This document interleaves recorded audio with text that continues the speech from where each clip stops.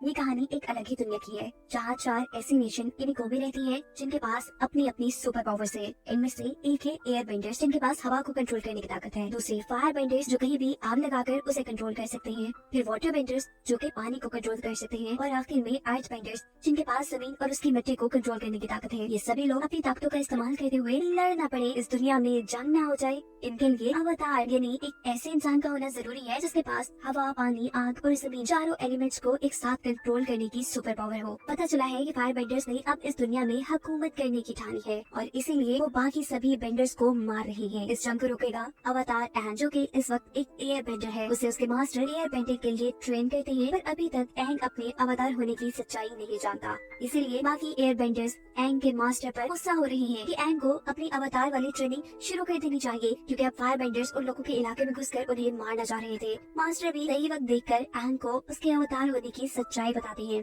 और कहते हैं कि तुम्हें जल्द ही ट्रेनिंग पूरी करके फायर बेंडर्स की तरफ से होने वाले इस जुल्म को रोकना होगा। एंग, जो कि बस 12 साल का था, ये सारी बातें समझ नहीं पाता। इतनी बड़ी जिम्मेदारी से घबराते हुए वो मास्टर से कहता है कि मैं अवतार नहीं बनना चाहता। इन सब चीजों ने उसका मूड भी ऑफ कर दिया था, जिसे ठीक करने के लिए वो अपने पेट से बातें करता है और उसके साथ उड़कर सैर पे चला जाता है, जबकि उसके पीछे पीछे उसके इलाके में आग का हमला हो चुका था। फायर बेंडर्स ने एयर बेंडर्स के पूरे ही टेम्पल को थोड़े ही टाइम में तबाह कर दिया था। वो लोग सभी एयर बेंडर्स के साथ ही एंग के मास्टर को भी मार चुके थे और जो बचा था वो सिर्फ एंग ही था, जो अपने पेट के साथ सैर पे निकला था। पर तूफान की लपेट में आकर वो पानी में गिरता है। इससे पहले कि वो पानी में डूब जाता, हमें दिखाया जाता है कि उसकी अवतार की ताकतें जागी है। उसके सर में बने टैटू से तेज रोशनी निकली थी। इस सीन के बाद कहानी में पूरे 100 साल गुजर जाते हैं और अचानक एक बर्फीले पहाड़ में से तेज रोशनी निकलने के साथ एक बड़े धमाके की तरह वो पहाड़ फट जाता है, जिसमें से अब एंग निकला था। ये वाटर बेंडर्स का इलाका था, जहाँ कटारा नामी वाटर बेंडर अपने भाई के साथ ट्रेनिंग कर रही थी।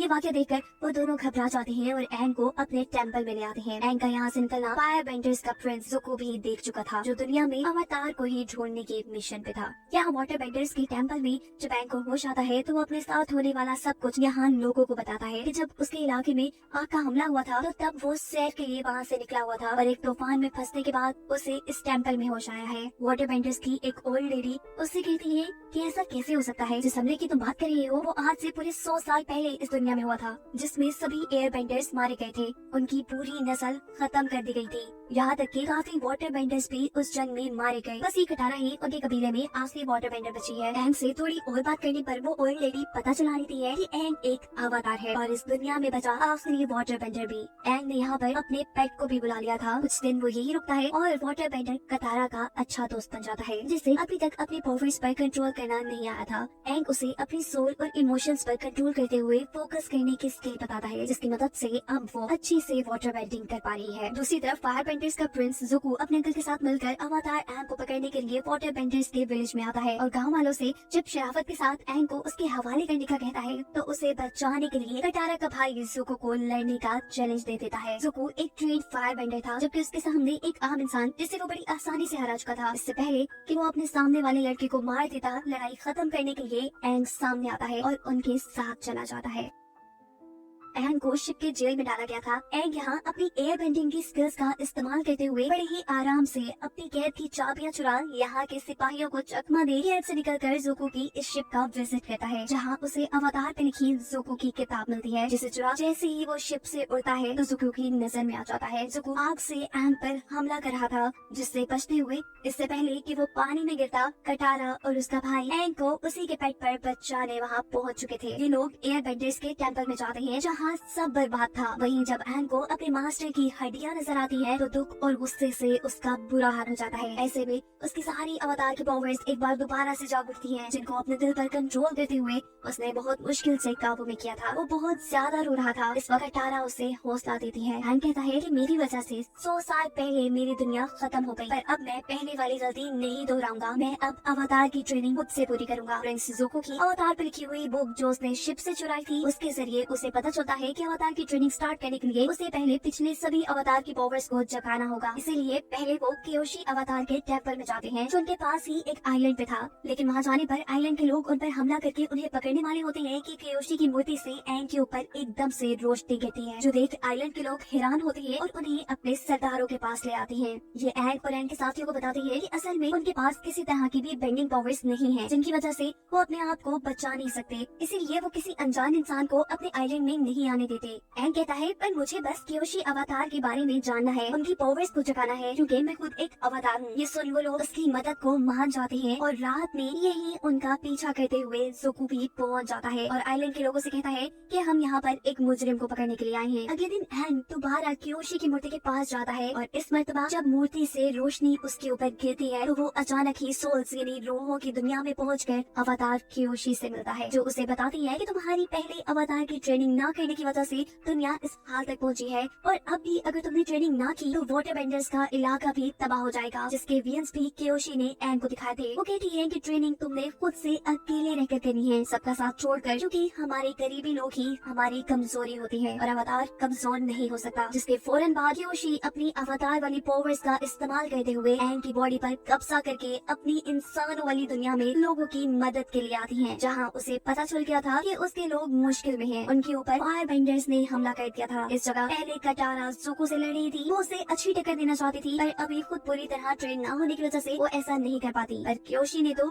कुछ ही देर में अपने चारों एलिमेंट्स की बेंडिंग पावर्स का इस्तेमाल करते हुए फायर बेंडर्स के सभी सिपाहियों को वहाँ से दूर गिराया था। सभी डर कर यहाँ से भाग चुके थे, जिसके बाद कियोशी एंग की बॉडी से निकल जाती है और वो अपने असल हालत में आ जाता है। गाँव वाले एंग का शुक्रिया करते हैं क्योंकि उन्हें तो एंग ही अपने दुश्मनों से लड़ता नजर आया था। जिसके बाद एंग अपने साथियों के साथ वाटर बेंडर्स के इलाके की तरफ चल पड़ता है, क्योंकि उसे कियोशी ने बताया था कि वाटर बेंडर्स के इलाके में अब बहुत बुरा हमला होने वाला है। इसलिए वो पहले वाटर बेंडिंग सीखकर उस इलाके को बचाने का इरादा करता है। इस सीन में दिखाया जा रहा है कि अवतार कियोशी के आइलैंड से हारने के बाद ज़ुको के ही आर्मी के लोग मिलते हैं, जो उससे पहले उसका साथ ना देने की वजह से माफी मांग रहे थे। यह अपने ज़ुको से कहता है कि अगर आप पहले ही हमें अवतार के मिलने के बारे में बता देते तो हम जरूर आपका साथ देते। ज़ुको इस आदमी से कहता है कि ठीक है, ये बात तुम्हें पता चल गई, पर तुम अब ये बात किसी को नहीं बताओगे। लेकिन वो तो ये खबर ज़ुको के डैड को यानी फायर बेंडर्स के राजा को बता चुका था। जो खबर सुनते ही वो अपनी बेटी से कहते हैं कि देखो ज़ुको काबिल बनता जा रहा है, उसने अवतार को भी ढूंढ लिया है। ये बात सुनकर आमतौर पर तो उसकी बहन को खुश ही होना चाहिए था, लेकिन वो खुश इसलिए नहीं थी क्योंकि वो अपने डैड के बाद फायर बेंडर्स की खुद मलका बनना चाहती थी और इसका एक तरीका यही था कि वो ज़ुको से ज्यादा काबिल बने। यहाँ वाटर बेंडर्स के इलाके की तरफ उड़ते हुए एंग को अपने ही जैसा एक एयर बेंडर मिलता है जो हवा में उड़ रहा था। एंग फौरन ही उसका पीछा करते हुए एक ऐसे शहर में आता है जहाँ सभी अर्थ बेंडर्स रहते थे, जो जमीन, पत्थरों और जमीन की मिट्टी को कंट्रोल कर सकते थे। एंग बेचारा ये देखकर थोड़ा उदास हो जाता है कि उसे जो बच्चा उड़ता हुआ दिखाई दिया था वो कोई एयर बेंडर नहीं था, बल्कि एक साइंटिस्ट का बेटा था और अपने डैड के दिए एक गैजेट की मदद से उड़ पा रहा था। ये लोग उस साइंटिस्ट से भी मिलते हैं जो उन्हें बताता है कि फायर बेंडर्स अक्सर यहाँ पर आग के धमाके करते रहते हैं, जिनसे बचने के लिए उसने काफी सारी इन्वेंशंस की हैं। साथ ही उसने बादशाह के लिए बहुत से हथियार भी बनाए थे। साइंटिस्ट का बेटा एंग से कहता है कि तुम तो एक एयर बेंडर हो ना, तुम हमारी मदद कर सकते हो। दूसरी तरफ इसी बच्चे के उड़ने की खबर फायर बेंडर्स को भी पता चलती है कि अर्थ बेंडर्स के एक इलाके में उड़ता हुआ लड़का दिखाई दिया है, जरूर वो एक एयर बेंडर होगा। फायर बेंडर्स का प्रिंस ज़ुको इस बार भी अकेले अपने अंकल के साथ इस अर्थ बेंडर्स के शहर में आने का डिसाइड करता है और इसी शहर में कटारा एक ऐसे लड़के का पता चलाती है जो फायर बेंडर्स के लिए जासूसी कर रहा था और जब वो अपने साथी के साथ उनका पीछा करती है तो उन्हीं के हाथों पकड़ी जाती है। ये सभी फायर बेंडर्स मिलकर उसके ऊपर हमला कर देते हैं। वो अपने साथी के साथ मिलकर जल्द ही उन्हें हरा देती है, जबकि दूसरी तरफ उसका भाई एक साइंटिस्ट के साथ मिलकर बड़े एयर बैलून का डिजाइन बनाने में कामयाब हो जाते हैं। इसी शहर में एंग ये पता चलाता है कि फायर बेंडर्स यहाँ पर अपनी आग से हमला नहीं करते, बल्कि वो तो इस शहर में किसी खास केमिकल का इस्तेमाल करते हुए आग के हमले और धमाके करवाते हैं और जरूर इनके शहर के अंदर का ही कोई आदमी फायर बेंडर्स की मदद करता है। एंग इस काम में मुलविस जिस लड़के का नाम बताता है कटारा उसे जानती थी। उसी के साथ मिलकर तो उसने फायर बेंडर्स को हराया था। वो लड़का तो उसे अच्छा इंसान लगा था, लेकिन जब बाहर जाकर वो दोबारा उस लड़के से बात करती है तो वो लड़का उसे अपना प्लान बताता है कि कैसे वो साइंटिस्ट के सामान को बादशाह के पास ले जाते हुए एक बॉम्ब से बदल देंगे, जिसके नतीजे में वहाँ के बादशाह मर जाएंगे। कटारा को ये सुन बिल्कुल यकीन नहीं हुआ था कि जिस लड़के पे उसने यकीन किया वो इतना बुरा हो सकता है। वो अब एंग के साथ मिलकर बादशाह को बचाने के लिए निकलती है, जहाँ पर एंग का सामना ज़ुको से हो जाता है। ये लोग लड़ते लड़ते शहर की तरफ आ जाते हैं। ज़ुको जब अपनी फायर से एंग पर हमला करता है तो यहाँ शहर में आग लग जाती है, जिससे एंग अपनी एयर बेंडिंग स्किल्स की मदद से बुझाने में लग चुका था। अर्थ बेंडर्स को भी यहाँ फायर बेंडर के आने का जब पता चलता है तो उनके सिपाही फायर बेंडर को पकड़ने के लिए आ जाते हैं और तब ज़ुको के अंकल इन सभी सिपाहियों के सामने अपनी फायर बेंडिंग की स्किल्स दिखाते हैं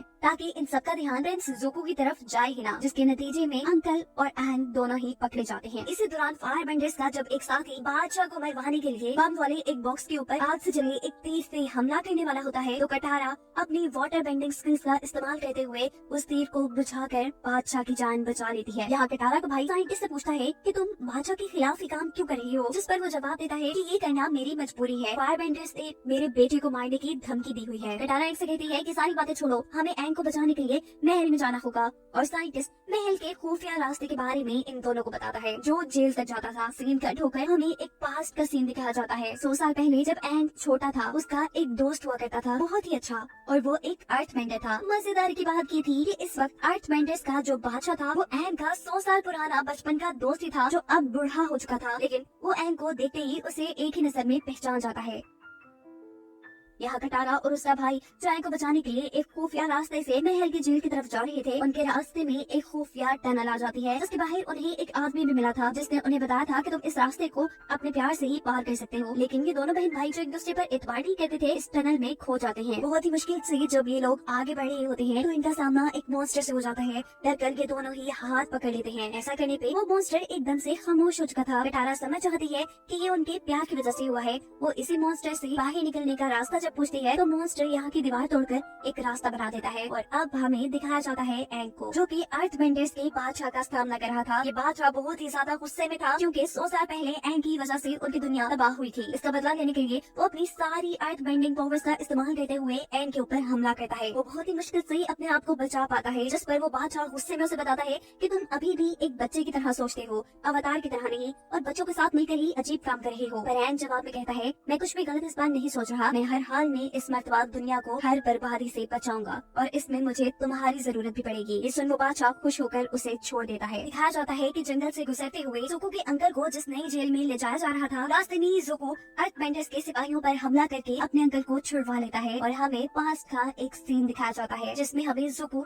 और उसके अंकल के रिलेशन के बारे में पता चलता है। ज़ुको ने उनका एक बेटे की तरह ख्याल रखा और जब ज़ुको को अपने फादर की तरफ से अवतार को ढूंढ लाने तक उनके इलाके में न आने की सजा दी तो तब अंकल ने उसके साथ आने का फैसला किया और तब से अब तक ये लोग साथ थे। ये दोनों मिलकर सभी सिपाहियों को अपनी फायर बेंडिंग स्किल से मार गिराते हैं, जबकि दूसरी तरफ हमें दिखाया जाता है कि एंग और कटारा दोबारा वाटर बेंडर्स के इलाके के लिए निकल चुके हैं। यहाँ पर एंग कटारा से कहता है कि तुमने जल्द ही वाटर बेंडिंग काफी अच्छे से सीख ली है, जिसका जवाब कटारा देती है कि मैं अपनी वाटर बेंडिंग स्किल्स को अपनी दादू की किताब की मदद से बढ़ा रही थी। इन्हीं बातों के दौरान रास्ते में जंगल के अंदर उन्हें आग लगी दिखाई देती है। जब ये लोग वहाँ उतरकर चेक करते हैं तो यहाँ एक छोटा सा गाँव था। एक आदमी एंग को बताता है कि पहले कुछ यहाँ पे मॉन्स्टर्स थे जो इंसानों को गायब कर लिया करते थे और फिर फायर बेंडर्स ने भी यहाँ पर हमला करके हमारे इस इलाके को तबाह कर दिया। एंग को भी यहाँ पर एक दूसरे डायमेंशन की एनर्जी महसूस हो रही थी। सीन कट होकर हमें फायर बेंडर्स के शहर में ज़ुको की बहन को दिखाया जाता है जो अपने डैड को कह रही थी कि उन्हें आर्मी जर्नल की मदद से अवतार को ढूंढ लाना चाहिए। उसके डैड कहते हैं ठीक है तुम ये भी करके देख लो, लेकिन जो अवतार को पहले लेकर आएगा वही यहाँ का राजा बनेगा। ये काम चाहे पहले तुम करो या ज़ुको, पर ये बात याद रखना कि ज़ुको बड़ी ही तेजी से आगे बढ़ रहा है। ये सुन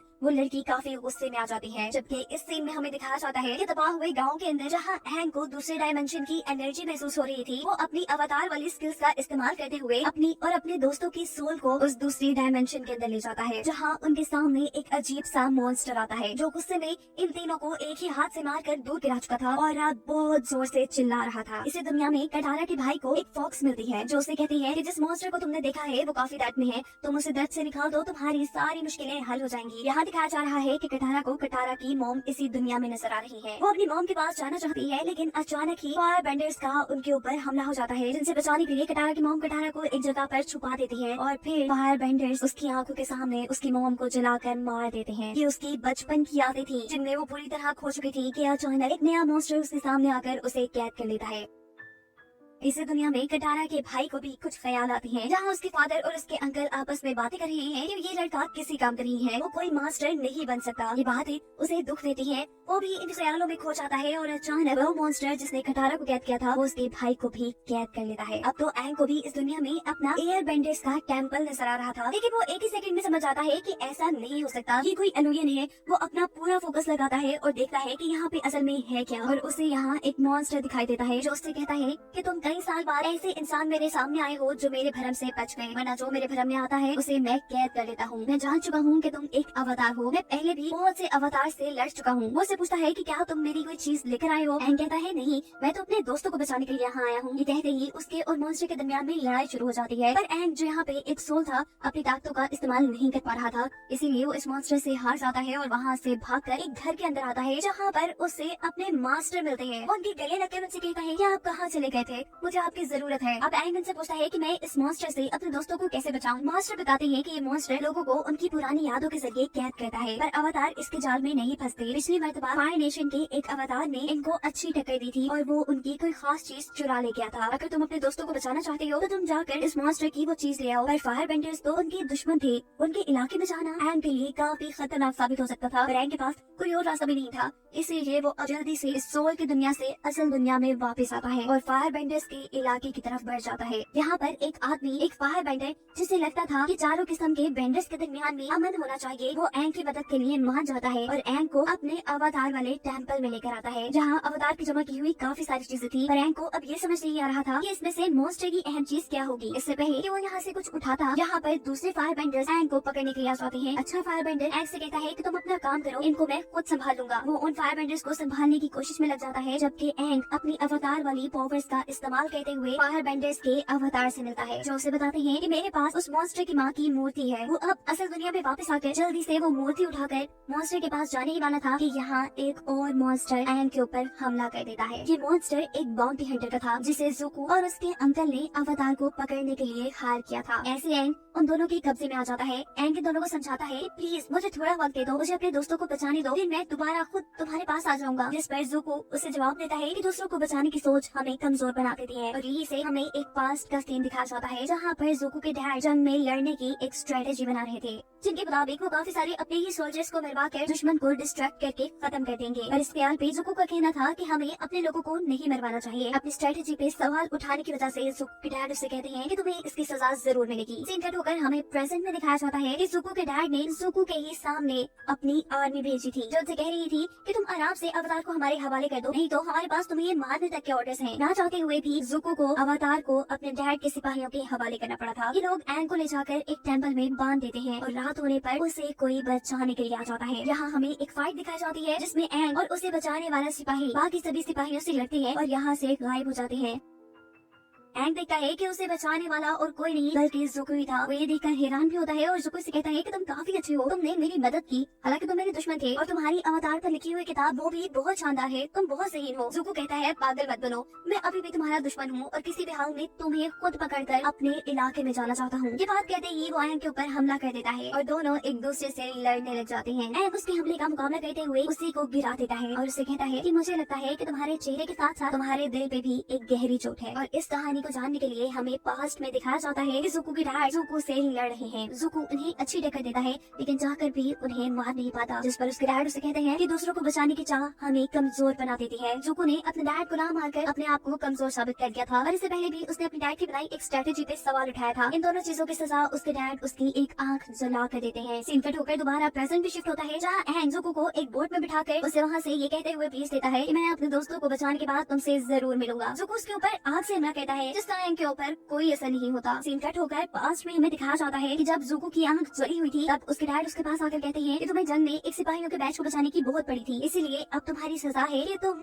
उसी बैच के साथ हमारे इस इलाके से निकल जाओगे, तब तक के लिए जब तक तुम्हें कोई अवतार नहीं मिल जाता। खैर नए सीन में दिखाया जाता है कि एंग दोबारा जली हुई गाँव में आकर दूसरे डायमेंशन में पहुंच चुका था। वहाँ मॉन्स्टर को मॉन्स्टर की गुमी हुई मूर्ति वापस करता है, जिसके बदले ये मॉन्स्टर वहाँ सभी इंसानों को आजाद कर देता है। एंग को यहाँ कटारा और उसका भाई मिले थे, जिनको देखने से ज्यादा वो इस चीज से खुश था कि बाकी गांव वाले अपने गुमे हुए लोगों से मिलकर काफी खुश हो रहे थे। ये लोग फाइनली अब वाटर बेंडर्स के इलाके में पहुंच जाते हैं, जहाँ सभी वाटर बेंडर्स अवतार को देखकर इसलिए खुश हैं कि वो जानते हैं कि फायर बेंडर्स उनके ऊपर हमला करने वाले हैं और अवतार के यहाँ होने की वजह से वो उनसे जंग बहुत ही आसानी से जीत जाएंगे। जबकि फायर बेंडर्स के इलाके के अंदर जुको की बहन यहाँ कुछ लोगों से फाइट कर रही है अपनी फायर बेंडिंग स्किल्स के जरिए, और उसके डैड उसकी स्किल्स को देखकर कहते हैं कि नहीं, तुम तो बहुत स्लो, बहुत बेकार हो। ये सुन उस लड़की को गुस्सा आ जाता है और वो अपने दोस्तों से कहती है कि मैं सब जानती हूँ कि मेरे डैड की चाल है, वो असल में मुझे बादशाह बनाना ही नहीं चाहते। वो चाहते हैं कि उनका बेटा जुको ही बादशाह बने, लेकिन मैं उससे ज्यादा काबिल हूँ और मैं ये बात प्रूव करके रहूंगी। वाटर बेंडर्स के इलाके में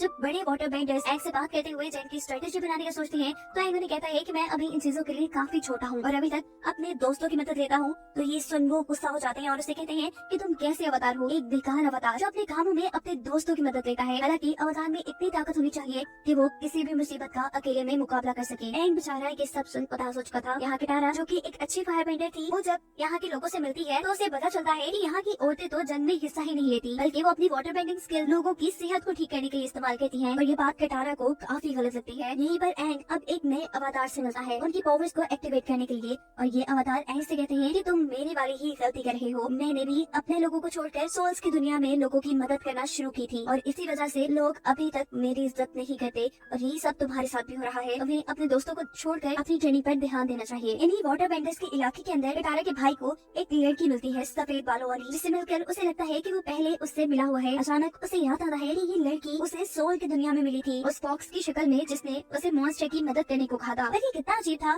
कि एक लड़की सोल्स की दुनिया में भी हो और असल दुनिया में भी। तब ये लड़की उसे बताती है कि असल में बचपन में मैं बहुत बीमार रहती थी, इसीलिए मेरे डैड ने चांद की रूह से मदद मांगी, जिस चांद की मदद से ही हम लोग वाटर बेंडिंग कर सकते हैं। चांद की रूह ने मुझे अपनी रूह का थोड़ा सा हिस्सा दे दिया, जिसकी वजह से आज मैं जिंदा भी हूँ और किसी भी वक्त इस इंसानों की दुनिया से सोल्स की दुनिया में भी जा सकती हूँ।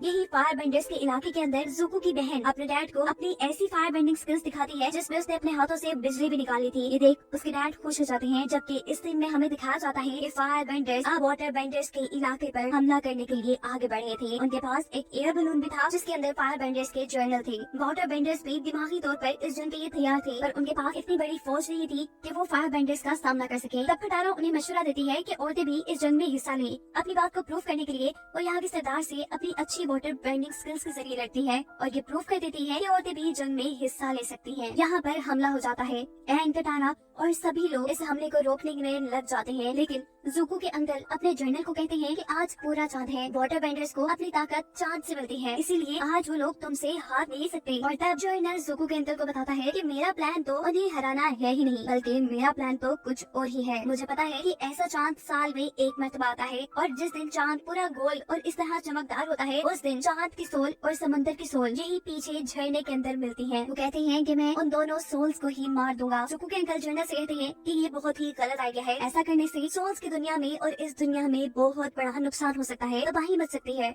लेकिन वो जर्नल कहता है कि मुझे इस चीज की कोई परवाह नहीं। वो अब झील के पास पहुंच जाता है चांद की रूह को ढूंढने के लिए, जबकि दूसरी तरफ जुको एंग को पकड़ने के लिए यहाँ पे आ चुका है, जिससे किटारा अब लड़ रही है। और इस मरतबा किटारा अपनी वाटर बेंडिंग की स्किल से बहुत ही आसानी से जुको को अपनी कैद में कैद कर चुकी थी। यहीं पर वो जर्नल चांद की रूह को मारने लगता है। जुको के अंकल उसे कहते हैं कि चांद की रूह की ताकत काफी ज्यादा होती है, एक अवतार से भी ज्यादा, तुम उसे नहीं मार पाओगे। लेकिन वो जर्नल वाटर बेंडर्स को खत्म करने के लिए चांद की रूह को पकड़ लेता है। ऐसे में चांद एकदम से लाल हो चुका था, जिसके बाद वो आदमी चांद की रूह को अपने जादुई खंजर से मार भी देता है और ऐसे चांद बिल्कुल काला पड़ जाता है। चांद के खत्म होने से वाटर बेंडर्स की ताकत भी खत्म हो जाती है। फायर बेंडर्स ताकतवर हो जाते हैं और वो हमला करके इनके इलाके को खत्म करने लगते हैं। यहाँ तक के वाटर बेंडर्स का टेम्पल भी टूट जाता है। ये बिल्कुल वही सीन है जो कयोशी ने एंग के वीएन में दिखाया था। एंग यहाँ के लोगों को बचाना चाहता था, लेकिन तभी उसे कयोशी की कही हुई वो बात याद आती है कि एक अवतार को लोगों की फिक्र छोड़कर खुद पे ध्यान देना चाहिए और अपनी पावर्स को भरना चाहिए। ये सोचते ही वो समुद्र के बिल्कुल दरमियान में चला जाता है और अपनी रूह को समुद्र को दे देता है। एक अवतार और समुद्र की रूह मिलकर यहाँ बहुत बड़े मॉन्स्टर की शक्ल में आ जाती है, जिसके बाद वो फायर बेंडर्स के सभी जहाजों को तबाह करना शुरू कर देता है।